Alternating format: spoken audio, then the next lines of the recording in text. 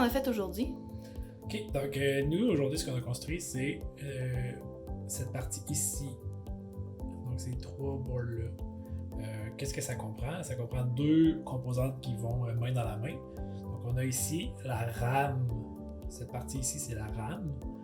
Qu'est-ce que ça veut dire? Ça veut dire Random Access Memory. Donc c'est une mémoire où on peut lire et écrire des valeurs à des adresses différentes. Et la petite partie ici, avec les 4 LED ici, là, ça c'est le Memory Address Register. Donc dans le fond, c'est quelque chose qui va nous permettre de définir à quelle adresse on va aller lire ou écrire dans la RAM. Je peux peut-être vous expliquer un peu qu'est-ce que ça veut dire les adresses. On a ici 4 LED qui permettent de compter, dans le fond, de 0 à 15, donc 16 valeurs différentes. Donc on a 16 adresses dans la RAM où on peut stocker une valeur de 8 bits. 8 bits, comme on se rappelle, notre ordinateur est 8 bits, on a ici 8 petites lumières, donc c'est un peu comme chacune de ces... On pourrait stocker 16 fois 8 lumières ou 8 valeurs. Comment ça fonctionne? On a ici, vous voyez ici des petits interrupteurs. Ça permet de programmer, en fait je vais revenir en arrière quelques secondes pour vous expliquer que, étant donné que notre ordinateur est de très de base, on a ici un interrupteur qui nous permet de passer en mode manuel ou automatique. Donc là, on voit la lumière rouge, c'est-à-dire qu'on est en mode manuel, ou plutôt on pourrait appeler ça en mode programmation. Si je mettais le petit interrupteur ici de l'autre sens, on voit la LED verte qui s'allume. Ça veut dire que là, c'est l'ordinateur qui contrôlerait lui-même les valeurs qui vont être entrées et sorties de la RAM.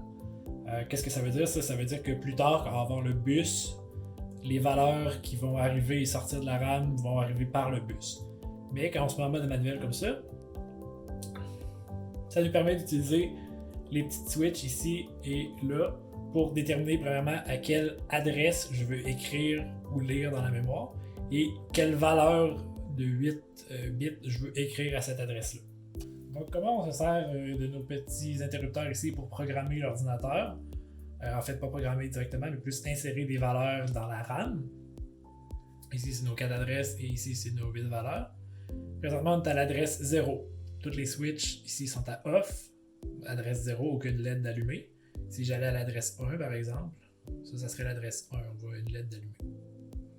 Donc, je vais programmer à l'adresse 0 une valeur aléatoire. Si je pesais sur le bouton ici, ça programmerait 0 parce que tout est à 0.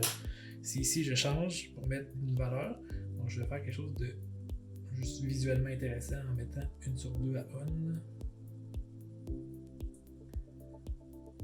Comme ça. Donc on voit que si je pèse après ça, je vais programmer à l'adresse 0. Ah, tu vois, je n'ai même pas été assez. On va réussir à faire un pattern intéressant. Tellement des petits interrupteurs qui sont bien tous comme ça. Bon, ok, ça a plus de sens. Ça, on a programmé cette valeur-là, donc 1, 0, 1, 0, 1, 0, 1, 0, à l'adresse 0. Ça va voir à l'adresse 1. On voit qu'il n'y a absolument rien encore de programmé. Donc, je pourrais soit programmer la même chose, ou programmer quelque chose de complètement différent. Donc, je vais en éteindre d'autres. Comme ça.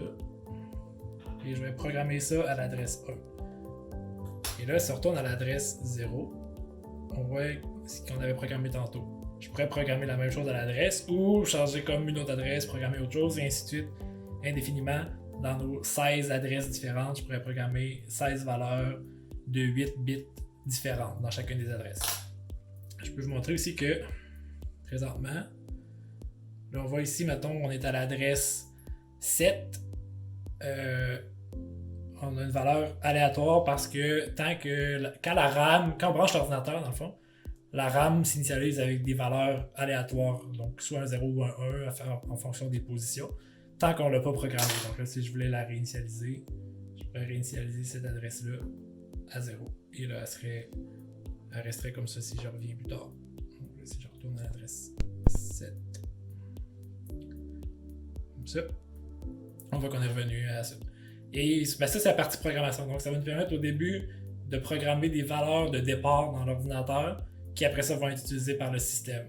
Et donc après ça qui va être utilisé quand on va être en mode automatique pour soit lire ou écrire des valeurs dans la RAM.